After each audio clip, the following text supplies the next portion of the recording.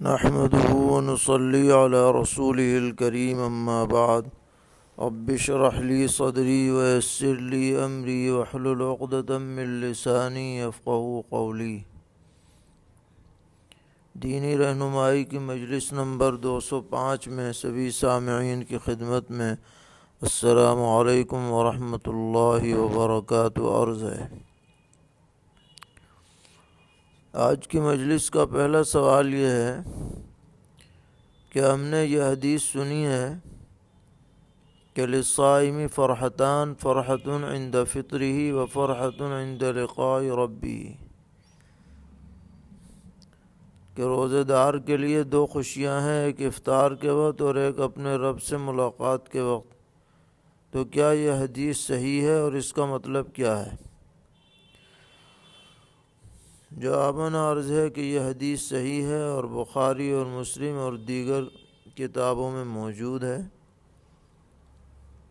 اور اس کا مطلب یہ ہے کہ افطار کے وقت اسے ایک تو طبعی خوشی ہوتی ہے کہ اب بھوک پیاس کے مٹنے کا وقت آ گیا،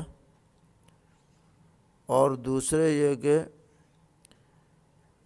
عبادت کی تکمیل کی خوشی ہوتی ہے کہ اللہ تعالیٰ نے روزہ پورا کرنے کی توفیق عطا فرمائی۔ یہ تو افطار کے وقت کی خوشیاں ہیں، اور آخرت میں جب اس روزے کا ثواب دیکھے گا اللہ تعالیٰ کے دربار میں پہنچ کر، تو اس وقت خوشی ہوگی کہ بے مثال ثواب اللہ تعالیٰ روزے کا اسے عطا فرمائیں گے۔ سوال کر رہے ہیں کہ آج کل ایک گروپ اس بات پر بہت اصرار کر رہا ہے کہ ہمیں اور پوری دنیا کے لوگوں کو سعودیہ کے ساتھ رمضان اور عید منانی چاہیے، تاکہ پورے عالم میں ایک ہی دن رمضان شروع ہو اور ایک ہی دن عید ہو۔ جب چاند ایک ہے تو عید بھی ایک ہونی چاہیے۔ جواباً عرض ہے کہ یہ نظریہ سراسر کم فہمی پر مبنی ہے۔ سرور عالم صلی اللہ تعالی علیہ وسلم کا ارشاد ہے کہ صوموا لرؤیتہ و افطروا لرؤیتہ، کہ روزہ دیکھ کہ چاند دیکھ کر روزہ شروع کرو اور چاند دیکھ کر ہی روزہ ختم کرو، اور یہ ہر علاقے کے لوگوں کے لیے مستقل حکم ہے۔ لہٰذا یہ کہنا کہ ساری دنیا کے لوگ سعودیہ کی رؤیت پر عمل کرنے لگ جائیں، یہ منشأ شریعت کے خلاف ہے، اور کوئی بھی معتبر عالم اس کا قائل نہیں ہے۔ جب سے اسلام دنیا میں آیا ہے اور جب سے روزہ اور عید کی مشروعیت ہوئی ہے، ہر علاقے کے لوگ اپنے اعتبار سے چاند کی رؤیت پر مدار رکھتے آئے ہیں۔ ان جدت پسندوں کی باتوں پر کسی نے کوئی دھیان نہیں دیا ہے۔ تو شریعت جذبات پر نہیں چلتی ہے، بلکہ نصوص کے مطابق شریعت کے فیصلے کیے جاتے ہیں۔ پوچھ رہے ہیں کیا معتکف شخص وضو کے لیے مسجد سے باہر نکل سکتا ہے؟ اگر مسجد کے اندر وضو کا انتظام ہو پھر بھی وضو کے لیے وہ مسجد سے باہر جائے تو کیا حکم ہے؟ اور نفلی وضو کے لیے باہر نکلنے کا کیا حکم ہے؟ جواباً عرض ہے کہ جو عبادت بغیر وضو کے انجام نہ دی جا سکتی ہو، مثلا نماز ہے، کوئی بھی نماز ہو، چاہے فرض ہو، نفل ہو، قضا ہو، ادا ہو، اس کے وضو کے لیے آدمی مسجد سے باہر جا سکتا ہے۔ اسی طرح قرآن پاک کو چھونے کے لیے اگر وضو کی ضرورت ہو تو اس کے لیے بھی جا سکتا ہے۔ اگر مسجد کے اندر وضو کا انتظام ہے تو بہتر یہ ہے کہ مسجد میں وضو کرے، لیکن پھر بھی اگر اس عبادت کی ادائیگی کے لیے مسجد سے باہر جائے گا تو اس کا اعتکاف فاسد نہیں ہوگا۔ ہاں البتہ نفلی وضو کے لیے مسجد سے باہر نہ جائے، مثلا باوضو سونے کے لیے وضو کرنا چاہتا ہے تو اگر مسجد میں انتظام ہو تو کر لے، باہر نہ جائے۔ یہ اس مسئلے کا خلاصہ ہے۔ سوال کر رہے ہیں کہ ختم قرآن پر دعا قبول ہوتی ہے، کیا اس کو دلیل بنا کر تراویح میں ختم قرآن پر دعا کا التزام کیا جا سکتا ہے؟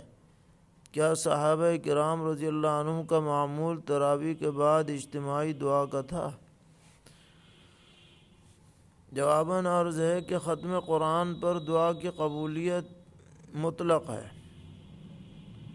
چاہے نماز میں ختم ہو رہا ہو یا ویسے ہی آدمی قرآن ختم کر رہا ہو، وہ قبولیت دعا کا وقت ہے۔ اس میں اگر آدمی اپنے احباب کو جمع کر لے اور سب مل کر دعا کر لیں تو شرعاً اس میں کوئی حرج نہیں ہے، تراویح ہو یا غیر تراویح۔ چنانچہ حضرت عثمان غنی رضی اللہ تعالی عنہ اور حضرت انس رضی اللہ تعالی عنہ ان حضرات سے مروی ہے کہ جب یہ قرآن پاک ختم کرتے تھے تو اپنے گھر والوں کو اکٹھا کر کے اور پھر دعا کیا کرتے تھے۔ اس لیے بلا التزام کے اور بلا واجب سمجھے ہوئے اگر کوئی ان مواقع پر دعا کرتا ہے تو لا بأس بھی، اس میں شرعاً کوئی حرج نہیں ہے، جبکہ اور کوئی منکر اس میں نہ پایا جائے۔ پوچھ رہے ہیں کہ اگر امام یا منفرد کو نماز توڑنے کی ضرورت پیش آئے تو وہ کس طرح سے نماز توڑے؟ سلام پھیر کر یہ کس طرح؟ جواباً عرض ہے کہ نماز کے دوران اگر کوئی نقض نماز کا سبب پیش آ جائے، مثلا وضو ہی ٹوٹ جائے، تو وہ نماز فوراً ٹوٹ جاتی ہے، اس کے لیے سلام پھیرنے وغیرہ کی کوئی ضرورت نہیں ہے، وہ تو ٹوٹ گئی۔ اب اگر امام ہے تو وہ کسی کو نائب بنا کر پھر وضو کرنے کے لیے جائے، اور مقتدی ہے تو وہ خود چلا جائے، اس کے لیے باقاعدہ سلام پھیرنا اس کی کوئی ضرورت نہیں ہے۔ سوال کر رہے ہیں کیا نیت باندھ کر اگلی خالی صف میں جا سکتے ہیں؟ کیونکہ ہم حرم شریف میں ایسا بکثرت دیکھتے ہیں کہ لوگ آگے بڑھتے چلے جاتے ہیں نیت باندھ کر۔ جواباً عرض ہے کہ ایک بار میں ایک صف سے آگے بڑھنا یہ نماز کے لیے مفسد ہوگا۔ البتہ ایک صف بڑھ گئے، پھر کچھ دیر ایک رکن کے بقدر کم سے کم رک کر پھر اگلی صف میں چلے گئے، پھر ایک صف کے بعد پھر رک گئے، پھر اگلی صف میں چلے گئے، تو اس طرح سے نماز درست رہے گی اور فاسد نہیں ہوگی۔ تو اس کا خیال کرنا چاہیے کہ لگاتار 2-3 صفوں میں نہ چلیں، بلکہ ایک ایک صف رک کر کے جائیں تو گنجائش ہوگی۔ پوچھ رہے ہیں اگر منہ میں پھنسی نکلنے کی وجہ سے گلسرین لگائی اور اسی حالت میں سو بھی گئے تو روزے کا کیا حکم ہے؟ جواباً عرض ہے اگر حلق کے اندر گلسرین جانے کا گمان غالب ہو تو روزہ ٹوٹ جائے گا، اور سونے کی وجہ سے یقیناً اندر جانے کا قوی گمان ہو جاتا ہے، اس لیے روزہ ٹوٹنے کا حکم ہوگا۔ پوچھتے ہیں کیا کوئی عورت اپنی شادی شدہ غریب لڑکی کو زکوٰۃ دے سکتی ہے؟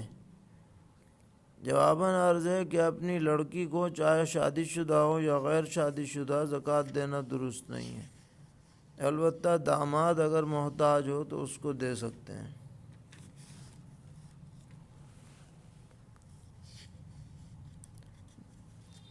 سوال کر رہے ہیں کہ ایک صاحب سانپ کے زہر کا کاروبار کرنا چاہتے ہیں، اور اس کی صورت یہ ہوگی کہ وہ حکومت سے پرمٹ لے کر سانپوں کو پالیں گے اور پھر سانپ کا زہر نکال کر زندگی بچانے والی دواؤں میں استعمال کے لیے بیرونی کمپنی کو ایکسپورٹ کریں گے۔ امراض قلب کے لیے اور بلڈ پریشر کے لیے یہ زہر کارآمد بتایا جاتا ہے، تو اس طرح کا کاروبار کرنا کیسا ہے؟